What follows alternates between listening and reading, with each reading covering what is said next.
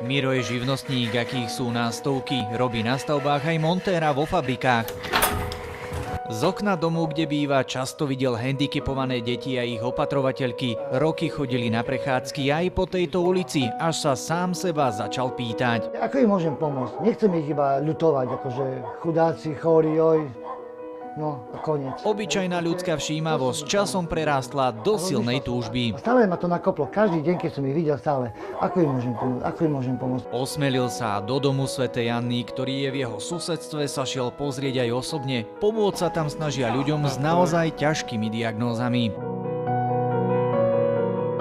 Detská mozgová oborná, mentálna retardácia, potom sú to deti s rakovinou, ktorým bola pozastavená rakovina, Downov syndrom a rôzne kombinácie. No čaute, partia.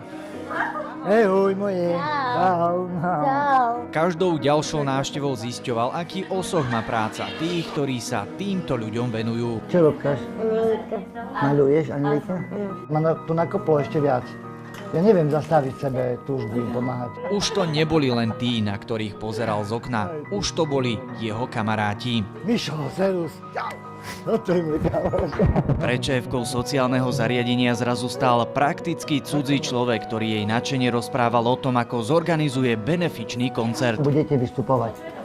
Hej. A výťažok venuje práve im. To bolo tak zvláštne, že som si myslela, že to je skrytá kamera. Nemal manažérske skúsenosti ani výnimočný dar reči, len zo pár kontaktov z divadiel, kde kedysi tancoval.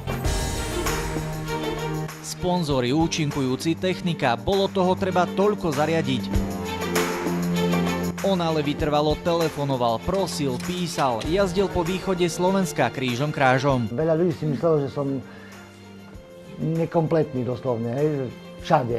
Pozerajú na mňa okuliare dole, v montérkach niekde prídem. Ani toho ale neodradilo. Dokonca zostal 3 mesiace bez príjmu. Ako hovorí, dobrovoľne. Chcel som sa do toho vložiť celý a to sa nedá, keď človek chodí do zamestnania. Že by človek takto odovzdaný veci proste sa zaangažoval do obrovskej prípravy a vzdal sa práce, aby mohol nachystať takýto gala koncert. Ja som si skutočne myslela, že takí ľudia už neexistujú v dnešnej dobe. No a toto je výsledok. Vypredaný koncert, úsmevy, 2000 eur a motýle v bruchu.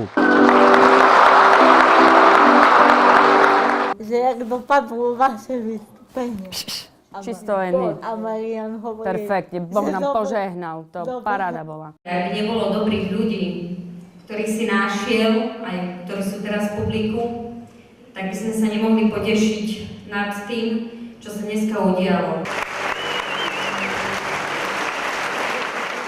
Vydarilo sa to a budem sa snažiť ďalej tým deťom pomáhať. Tento človek bol pre mňa obrovským povzbudením. Mám pre ním úplný rešpekt, že kto som ja, keď tento človek príde a vlastne sa všetkého vzdá. Tak som povedala, že ja musím ešte viac robiť, jak robím doteraz. Ešte viac. To je pre mňa obrovské povzbudenie sa nezastavovať a ísť na ceste ďalej. Miro mal jednoducho chuť zmeniť svet k lepšiemu. Nezišne, len tak pre dobrý pocit. A za dozvučenenie to ako si prišlo samo. Dožič aj inému kus jeho šťastia a verše dobré sny sa ti raz vrátia.